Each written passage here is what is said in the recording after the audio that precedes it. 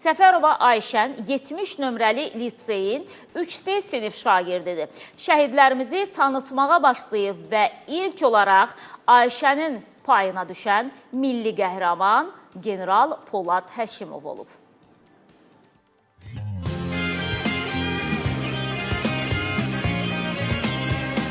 Salam dostlar, mənim adım Ayşəndir.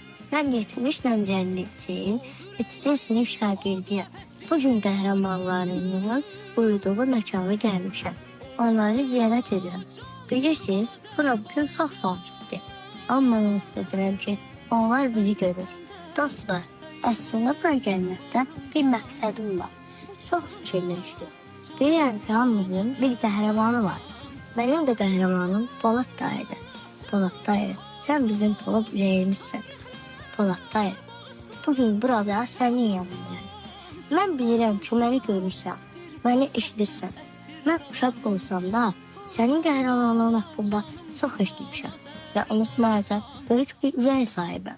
Polad dayı, sən müharibəni açar edin. Sən qorxunun qapısını bağlayıb, qələbəli qapısılarsın. Mən bugün bir estafetə başlamaq istəyirəm. Buradan bütün məşrəbi dostlarıma səslənirəm. Siz də bu estafetə qoşulun. Öz qəhrəmanınızı tanıdın. Sizi bilmirəm, dəyərli izləyicilər, amma bu görüntülər həqiqətən də məni kövrəltdi. Əvvəlcə çox təşəkkür eləyirəm bizim balaca Ayşəni böyüdən valideynlərə. Çox vətənpərvər bir övlad yetişdirmişsiniz. İkinci də ki, özüm aparıcı olduğuma görə çox diqqətimi çəkdi.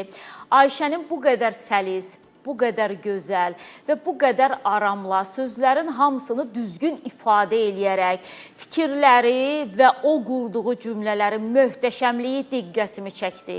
Gələcəyə çox parlaq olan övladlardan biri olacaq inşallah. İndi ki, bu yaşda 3-cü sinif şagirdi olaraq bu qədər böyük qəlbə sahibdirsə, bu qədər gözəl cümlələrlə fikrini ifadə eləyirsə, demək ki, həqiqətən də gələcəkdə böyük uğur qazana biləcək bizim balacalarımızdan olacaq. Çox gözəl cümlələri var idi. Deyir, mən inanıram ki, onlar bizi görür və onların hər biri, bizim hər birimizin deyir, Ayşən ki, bir qəhrəmanı var və mənim qəhrəmanım da Polad dayıdır. Hansı ki, General Polad Həşimovu nəzərdə tutur. Və deyir ki, Polad dayı məğlubiyyətin qapısını bağlayıb, qələbənin qapısını açdı.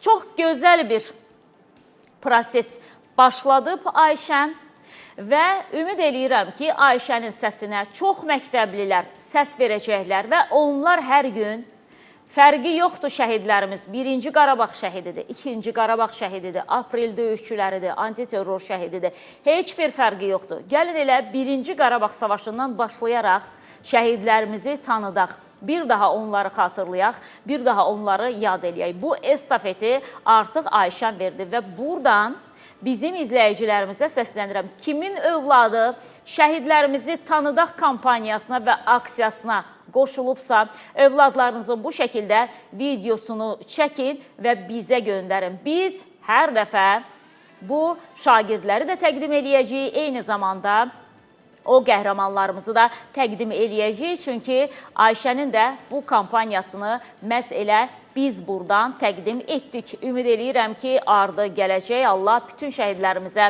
rəhmət etsin, yerləri cənnət olsun, Azərbaycanın başının üzərini bir daha qara buludlar almasın. Allah ordumuzu qorusun.